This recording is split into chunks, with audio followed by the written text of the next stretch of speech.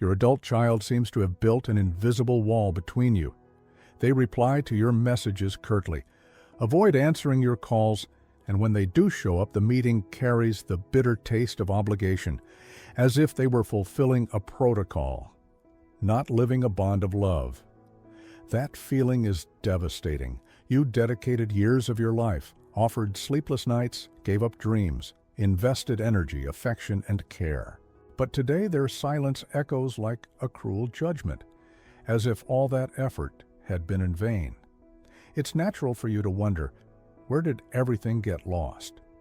And here I must warn you, it's not about past mistakes, but about the inability to realize that the relationship needs to transform. What you're facing is not ingratitude. It's your difficulty in letting go of the old role. The little child who once needed protection no longer exists, and insisting on treating them that way is like trying to fit an old key into a new lock. The door won't open. After years of working with families, I've noticed that the root of this estrangement almost always lies in the desperate attempt to keep alive a role that no longer makes sense. Parents who still want to be the directors of a play whose protagonist has already left the stage. It's as if the manual once used to raise a child were being reused to deal with an adult.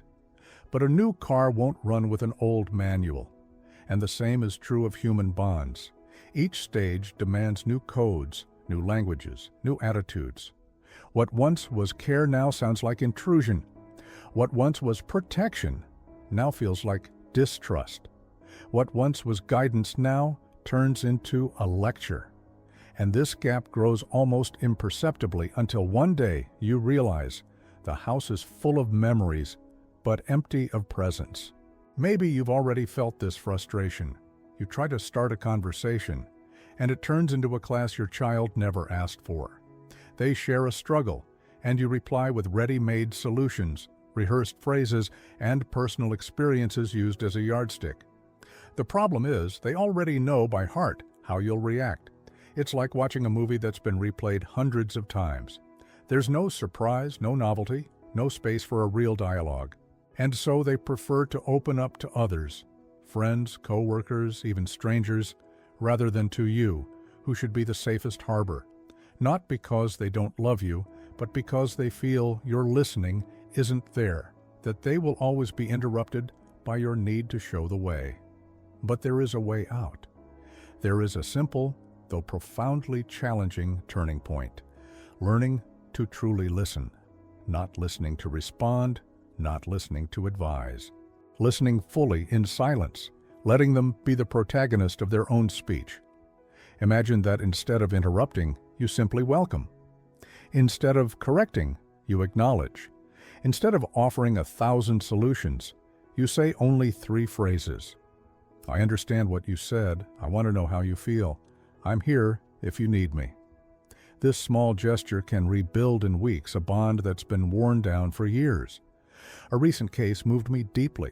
A woman in her late 50s hadn't spoken to her son for 4 months. She was desperate.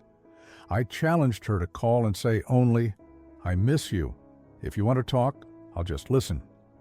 She didn't give advice, didn't make demands, didn't scold. Her son spoke for over an hour without interruption. At the end, he thanked her with tears. "Mom, this is what I've needed for a long time." From that day on, they resumed daily contact. See how a simple change in posture can be transformative. It's not about magic formulas, but about a new way of showing up, less about speaking, more about silence. And to achieve this, there's a practical rule I like to call the 70-30 rule. They speak 70% of the time, you speak 30, and in that 30, you don't waste it on lectures. Use it only to validate, to understand, and to reinforce presence. Nothing more. Swallow the advice, delay the urge to explain, resist the impulse to solve. Remember, your child doesn't need another teacher, another judge, another instruction manual. They need someone who simply cares, without trying to control. A space where they can exist, without being evaluated. This is just the first shift. In the next sections, I'll show you 4 other transformations capable of rebuilding the bond between you. But before that, I want you to take a deep breath and allow yourself to accept the idea that listening is an act of courage, not of passivity. That letting go of words is often the only way to make room for love, and that if you keep repeating the same reactions, you can't expect different results. Silence may be the missing bridge between you and your adult child. Now I need to prepare you for one of the hardest shifts a parent can face: letting go of the role of commander and stepping into the role of partner. For years, maybe decades, you've been responsible for making decisions, setting schedules, enforcing rules, and guiding every step of the way. That made sense when your child was small, when they needed an external compass to learn how to walk. But today, clinging to that model is like rowing against the current. The harder you push, the further they drift away. Adulthood calls for a different kind of presence, less of a general, more of an ally. Think about how a mentor works. They don't invade the student's life. They don't give orders at every turn. But they're available to listen, to suggest when asked, to support without suffocating. That's the transition many parents struggle to make, stepping away from the role of life manager and becoming an emotional consultant. It's not easy, I know. It means loosening your grip on the wheel after driving for so long.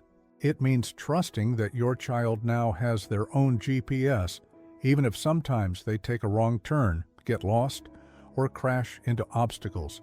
But it's through those mistakes that they grow stronger, and it's precisely in that silent trust that they feel the difference between a parent who controls and a parent who walks beside them. A parent who insists on directing every choice sparks resistance. A parent who learns to ask, "How can I support you?" creates closeness. It's a curious paradox. The tighter you hold, the less influence you have. The more you release, the closer they come. This happens because all of us have the deep need to feel like we own our story. If every step is supervised, autonomy disappears, and with it, connection. But when every decision is respected, even if it's not the one you would choose, a new bond is born, built on mutual trust rather than imposition. Let me share an example I witnessed closely. A middle-aged woman came to me in distress because her 27-year-old daughter was about to leave a stable job to open a studio. The mother's first impulse was to shout, "You're going to ruin your life." But this time, she did something different. She took a deep breath, listened to all her daughter's arguments, and instead of condemning, she said, "I wouldn't make this choice, but I trust that you have the right to try. I'm here if you need me." The result was surprising.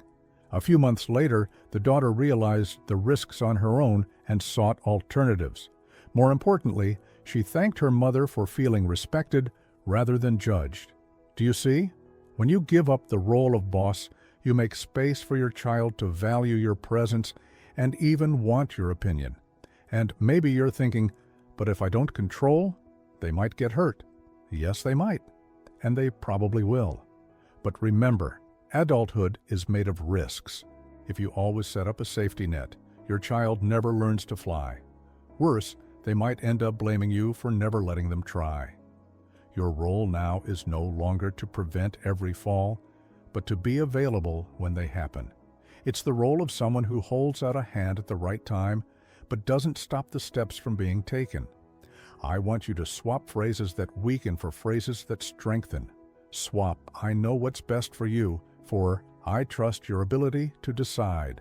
Swap "Do it my way" for "How do you plan to handle this?" Swap "Back in my day it was like this" for "I want to understand how it is in your time." Small changes in language create huge changes in perception. What once was a burden becomes support. What once was pressure turns into encouragement, and the relationship blossoms where before there was only tension. Now, before we move on to the next insights, I need to ask you something important. If up until now you've felt that this content is opening your eyes and touching points you needed to hear, then take this moment. Subscribe to the channel right now, because every week I bring reflections and tools that can transform not only your relationship with your child, but also with yourself. Click the red button and turn on the bell so you won't miss a thing. And one more thing, I want to propose a different kind of interaction, far from the mechanical, leave a comment below. I want you to share in the comments what was the hardest decision you had to respect from your adult child, the one you didn't agree with, but let them follow anyway. And if you haven't managed that yet, write down what would be the biggest challenge for you in stepping out of the commander role. Sharing this will help other parents going through the same struggle. And together, we'll build a real support community where every story becomes a bridge for learning. There is a very common confusion between love and invasion. Many parents believe that always being present, calling several times a day, showing up unannounced, or monitoring every detail of their child's life is proof of care. But in practice, this behavior sends a cruel message. I don't trust that you are capable of living your own life. It's as if every insistent call, every unsolicited piece of advice, and every unexpected visit were bricks building a wall between you. Deep down, you're not protecting, you're suffocating.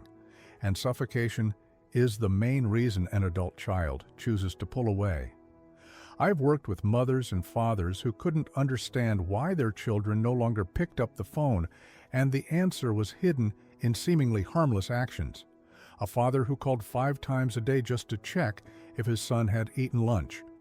A mother who would show up at her son's apartment to tidy things up, even though he was already over 30. Another one who, without realizing it, commented on every single photo on her child's social media, as if it were her duty to monitor every move. The result? The adult child feels invaded, infantilized, trapped in a relationship that should offer support, but instead conveys distrust. The truth is, the more you insist on control, the more your child feels the need to build barriers to protect their autonomy. That's why so many parents today complain, "My child drifted away," without realizing that this distance is the only way their child found to breathe. If you invade their space, they have no choice but to run. That distance isn't a lack of love, it's a cry for freedom. And here lies a crucial point, setting limits on yourself. Before picking up the phone, ask yourself, is this urgent, or is it just my anxiety talking? Before giving your opinion, stop and question, did they ask for it, or am I trying to control? Before planning a visit, always confirm, is this a good time for me to come by? And if they say no, accept it. That doesn't mean rejection, it means respect. It's the difference between invading and being available. One case that stuck with me was of a 34-year-old man who said he couldn't take it anymore. His mother had the keys to his apartment and came in whenever she wanted, moving things around, leaving food, rearranging closets. He said, "I know it's love, but I feel like I can't breathe. It's like I'll never be able to live without her monitoring me." He had already asked for the keys back 3 times and always got the same reply, "You're ungrateful." That's the problem, confusing invasion with care. As long as this cycle isn't broken, the child withdraws further and further away. A mother I worked with decided to try something different. She, who used to call her son every single day, went 15 days without reaching out. On the 16th day, it was he who called, "Mom, are you okay? I missed you." Do you see? The shift in her behavior created space for her son to approach on his own terms. When you stop chasing, they stop running. And here's a hard truth. Not every hill is worth dying on. If your child doesn't want to come to Sunday lunch, respect that. If they don't share about their relationship, accept it. If they take a long time to reply to messages, remember that they have their own life, responsibilities, routines, and problems. The key is to separate your preferences from their safety. One thing is you being upset that they didn't show up for a date. Another is noticing they are in real danger. The first requires you to respect. The second may justify intervention. That distinction is essential to avoid turning love into prison. I know for many parents this feels impossible. Spending your whole life caring and suddenly being asked to let go can feel like trying to breathe underwater. But it's exactly in that letting go that liberation happens. When you respect their boundaries, something magical occurs. They begin to want to share more, not out of obligation, but by choice. You stop being the guard they try to avoid and become the safe place they return to when they need it. Remember, your adult child doesn't need a gatekeeper who barges in uninvited, but someone they're happy to open the door to.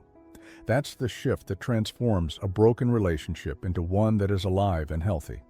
Few things hurt a parent more than watching their own child stumble. Since they were little, you learn to reach out your hand, to heal scraped knees, to defend against injustice, to offer ready-made solutions. That protective instinct never disappears, but when your child enters adulthood, it quietly turns into a risk. Overprotection. What feels like love can, in reality, become a prison. Every time you rush to solve their problems, you send an invisible message. You're not capable without me.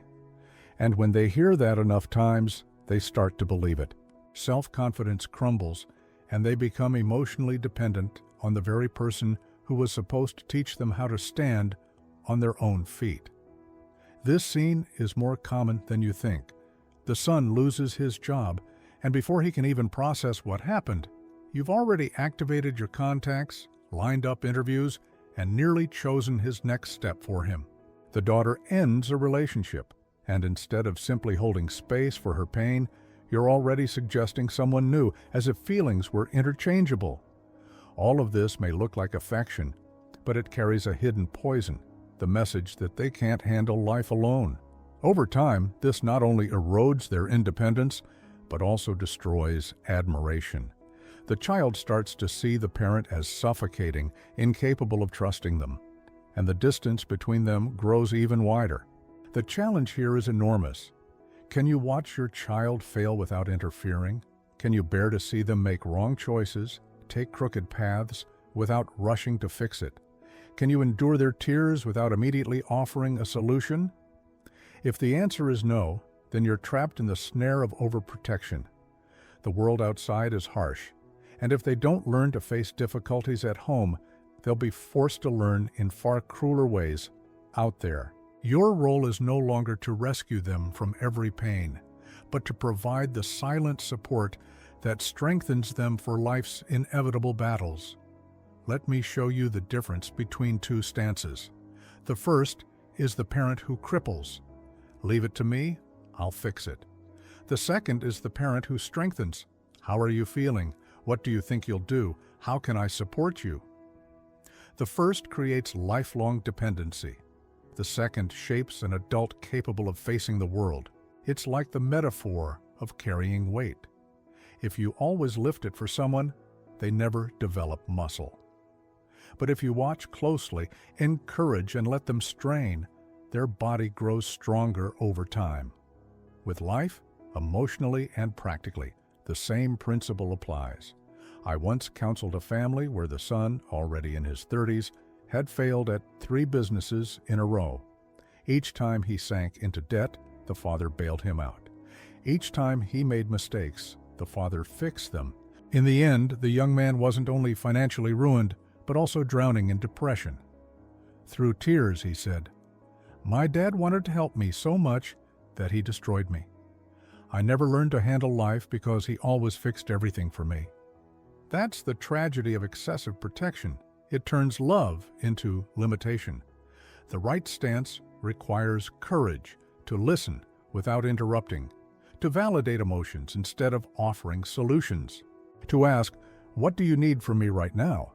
and accept the answer, even if it's just, "I only needed to vent."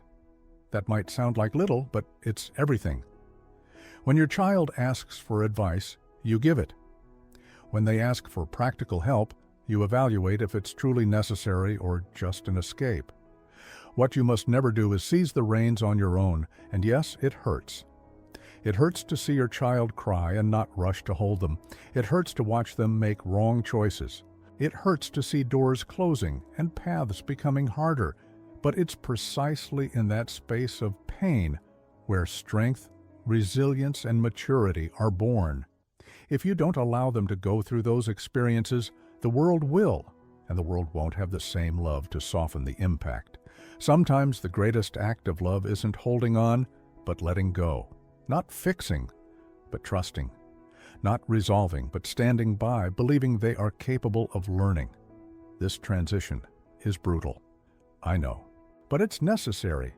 To love an adult child is to accept that their life includes inevitable falls, and your role is not to remove the stones in the path, but to be there when they choose to rise again.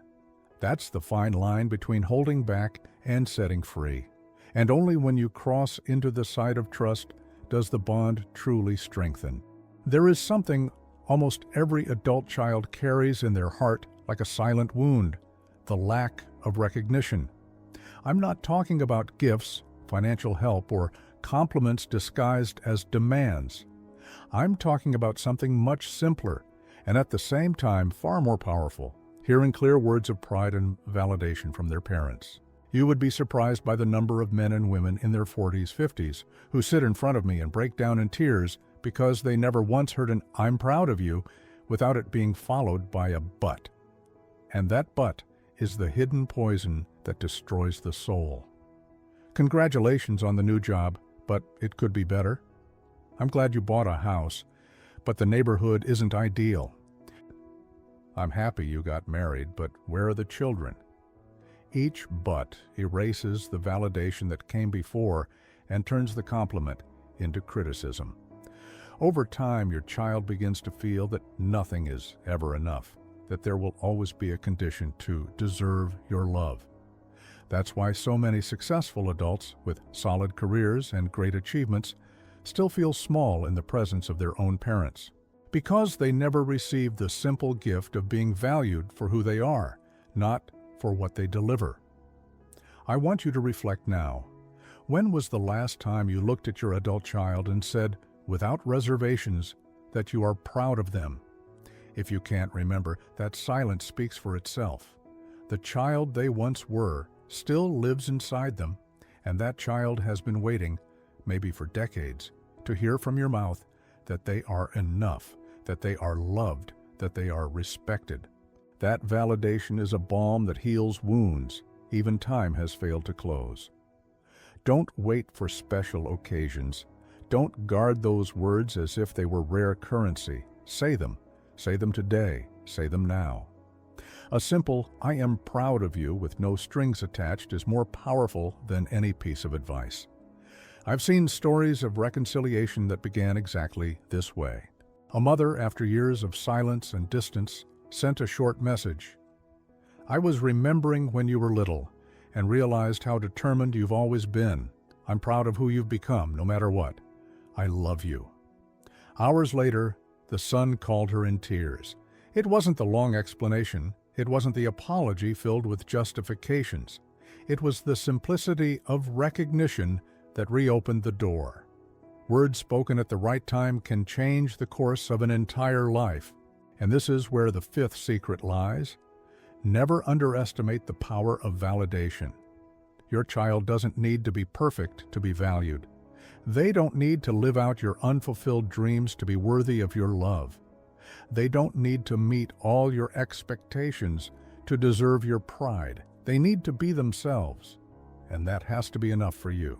Transformation begins when you decide to see them not as an extension of your own life, but as a unique being with their own mistakes, victories, and paths. Now, allow me to close this journey with a challenge. Over the next 30 days, practice every secret I've shared here.